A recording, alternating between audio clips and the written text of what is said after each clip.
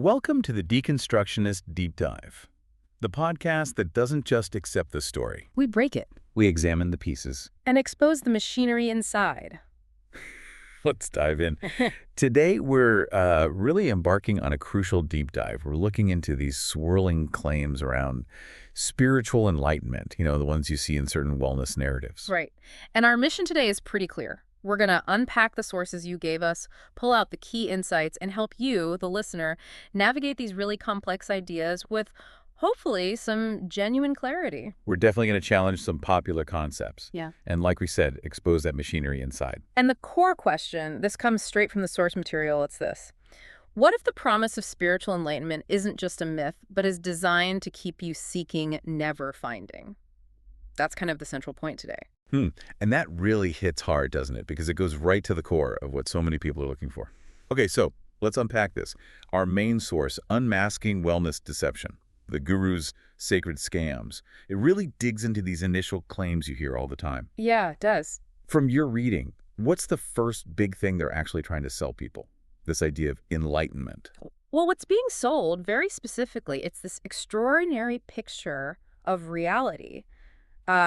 Comes complete with its own set of truths, supposedly. First one, the chakra system as biological fact. The idea that your actual physical organs somehow arrange themselves based on some pre-existing, non-physical, energetic blueprint. Just think about that your body isn't just for your body. Exactly. It's a collection of energy vortices that dictate its structure. I mean, come on. It sounds incredibly grand, though. I can see why that might appeal to someone looking for deeper meaning, maybe some understanding of their own body that feels missing. Sure, the appeal is there. But then the source highlights the next step. The third eye as a literal sensory organ. Okay, how do they pitch that one? They basically localize things like clairvoyance, precognition, extrasensory perception. They pin it to a specific metaphysical point, usually the sixth chakra or maybe the pineal gland. So it's sold as a literal eye. That sees beyond the physical. An organ of mystical sight. Yeah, that's the pitch. And then it gets even stranger with dimensional tourism. When I read that in the source material, I had to just pause. Right. They're actually suggesting we can visit other dimensions, as if they're like places on a map. Oh, it gets incredibly specific. The idea is that other dimensions, say the fourth dimension, are accessible realities. You can visit them like physical locations. Wow. And here's where it gets really disturbing.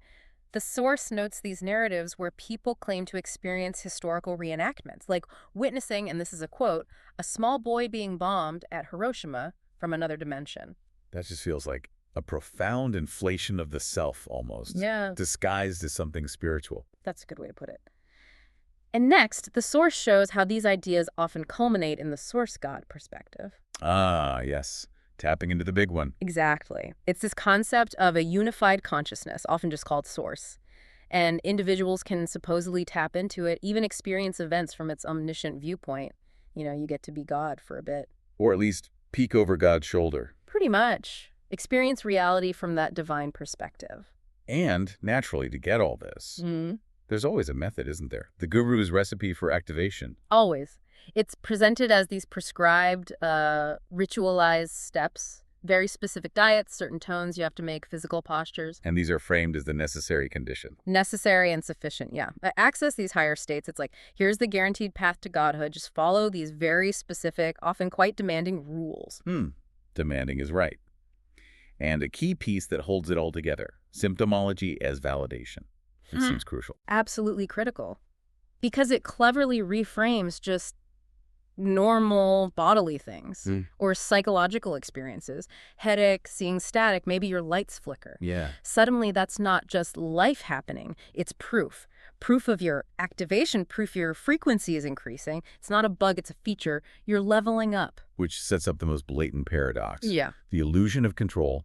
They tell you you're in control. Explicitly. But at the same time, you're described as just a passive channel for external forces. You're undergoing involuntary symptoms, sometimes life-altering ones. Like you're in control. Right. You're supposedly in charge, but you have no control over the weird, sometimes awful stuff happening to you. It's a classic sleight of hand, designed to keep you hooked, confused, and dependent. Okay, so that's the glossy package being sold. That's the promise. But what's really fascinating is how our source material, using history, philosophy, science, it just immediately starts taking these claims apart. So what's really going on underneath all this? Well, what's truly fascinating, and maybe not surprising, is how these New Age ideas are often just old, debunked concepts in fancy dress. Yeah. Take the chakra system and the third eye as biological fact. The source just calls it vitalism dressed in a cheap sequin sari. Aha, It's that's blunt.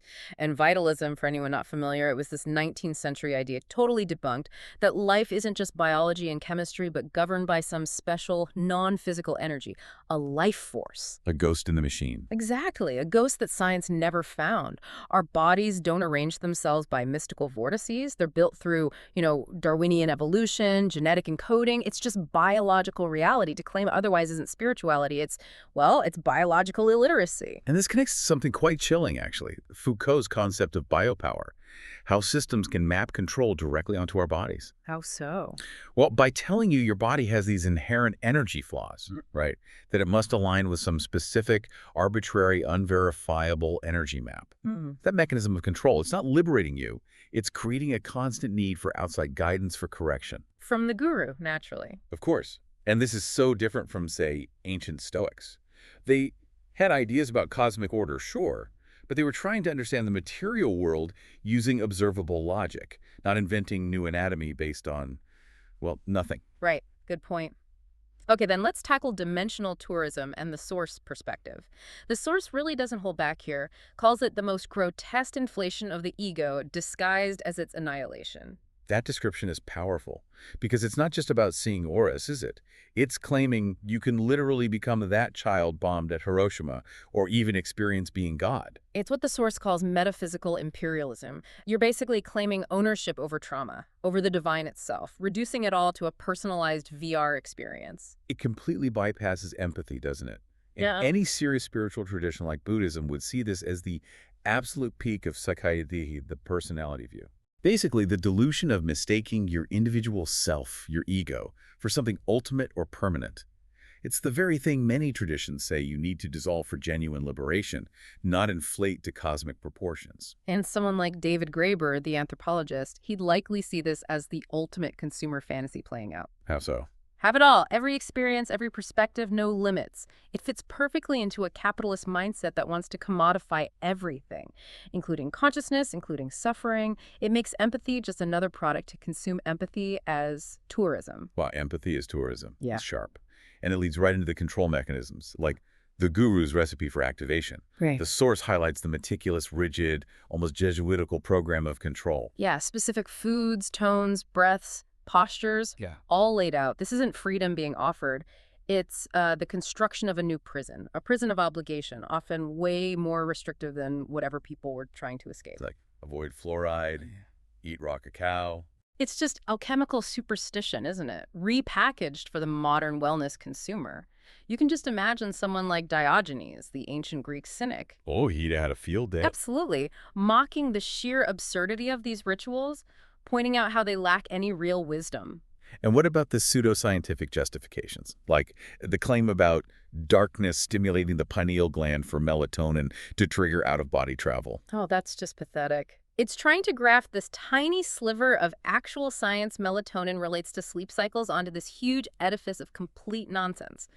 Look, sleep is biology. It's necessary for repair, for memory. It's not a portal to the astral plane. It really does mirror older religious structures, doesn't it? Like Catholic sacramentalism, only the right stuff, the right rituals, perform the right way, grant grace. Exactly. Except here, it's not wafer and wine. It's a cow and nani juice. It's not Latin Mass. It's chanting THOH. But the goal is the same. Access granted only through their specific system. It's control. Which brings us to the real psychological linchpin. Symptomology is validation. The source calls this a masterclass in paradigm trap construction. Because it's foolproof, right? Every single outcome is reframed as success. You follow the steps, you feel great, see? It works, you're activating. And if you feel terrible, get a migraine. Yeah. Life falls apart. That's also proof. You're activating even harder. You're just vibrating at a higher frequency, shedding density. It's a win-win for the guru, no matter what actually happens to you. It's a known technique, isn't it? Classic cult recruitment. Induced stress, physiological, psychological, through these practices. Sleep deprivation, weird diets, intense chanting. Right. And then reframe the resulting distress as positive, as transformation. as proof you're special, part of the in-group. And someone like Emma Goldman, the anarchist thinker, she would likely see this as profoundly pacifying, diverting real anger. Anger about actual injustice, material suffering. Exactly. Diverting that potentially revolutionary energy towards worrying about your personal vibrational frequency or stored toxicity, it turns people inward, obsessed with their own navel-gazing, instead of challenging the actual structures causing problems. It's a form of intellectual disarmament, really, making potential activists into self-absorbed mystics. Precisely. So, okay, we see the claims, we see the reality underneath. What does this actually mean for you, the listener? How do these deceptions gain power? How do they actually impact lives? Because it's not just abstract ideas, it's about how they lock you in. Yeah, connecting it to the bigger picture, it becomes devastatingly clear how freedom gets dismantled. The source outlines 5 core deceptions, and they reveal this consistent, quite insidious pattern. Okay, let's break them down. Deception number 1, the energetic blueprint lie. What type is this? It's pure pseudoscience. Magical thinking tarted up as biology, the power behind it, the whole guru industry, the alternative medicine grift complex. And the cross-cultural... It's identical, really, to intelligent design arguments from religious fundamentalists. Same idea of a preordained, non-material blueprint dictating physical reality. And the freedom lens. How does it trap you? It enslaves you by convincing you your own body is inherently wrong or toxic or misaligned, which creates this endless, lucrative need for correction from them. It's like built-in obsolescence for your own biology. You always need their upgrade. Chilling. Okay, deception 2, the pineal gland myth. This is scientific misappropriation, plain and simple. New Age gurus grabbing onto a bit of anatomy to sound credible. And the parallel. It directly mirrors Descartes centuries ago, wrongly calling the pineal gland the seat of the soul. Science moved on. The gurus didn't get the memo. So the trap here is? You basically outsource understanding your own brain. Instead of relying on, actual neuroscience and empirical reality, you hand it over to charlatans who tell you this little gland is a mystical stargate. You give away your intellectual autonomy. Deception 3, the controlled ritual equals liberation lie. This is a false paradox, pure obfuscation. Its power source is any hierarchical system, religious, guru-based, that demands obedience. Like the example you gave earlier with the Catholic Church. Exactly the same power play. Only our sacraments, our rituals, our rules can grant salvation, or in this case, activation or liberation. So the freedom angle. You're told the only path to ultimate freedom requires absolute submission to their specific, arbitrary rules. It is the core con of organized obedience. They sell you the key, but only after they've built the cage and lock you inside. Okay, number 4. The symptom reframing scam. The paradigm trap again. Classic cult indoctrination tactic.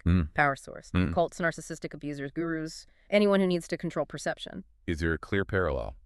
Scientology's whole system of auditing and clearing thetans, where any distress or questioning is reframed as uncovering deeper problems that only more audit can fix, it's identical logic. And the impact on freedom. This is basically mental violence. It takes your normal body signals, your pain, your doubt, and pathologizes them.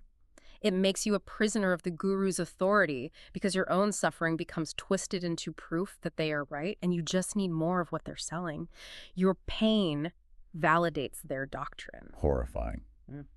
And the final one, number 5. The ultimate con.